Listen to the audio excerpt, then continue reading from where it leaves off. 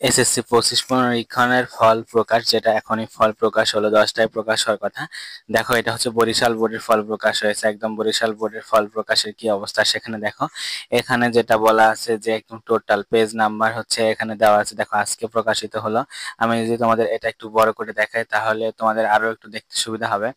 তো এখানে হচ্ছে টোটাল যে সামারি সেটা কি বলছে, দেখো টোটাল সামারিটা হচ্ছে এখানে এখানে হচ্ছে 26 জন পাশ করেছে। লাস্ট একটা দেখাই, সেটা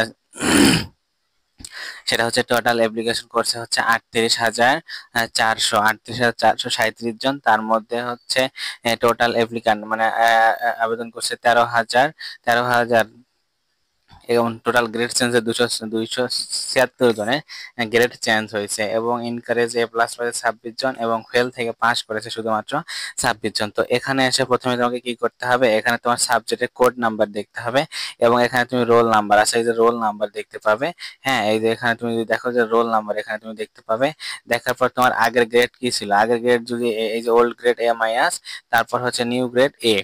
ঠিক আছে, নিউ গ্রেড হচ্ছে কি দেখো এ, আগে ছিল এ মাইনাস, এখন হয়েছে এ গ্রেড আসছে, গ্রেড চেঞ্জ হয়েছে। আগে ছিল 4.39, এখন হয়েছে 4.44 আসছে। তো এইভাবে প্রত্যেকে যাদের চেঞ্জ হয়েছে তাদের এই নোটিশটা, এই লিস্টে যাদের চেঞ্জ হয়েছে তাদের।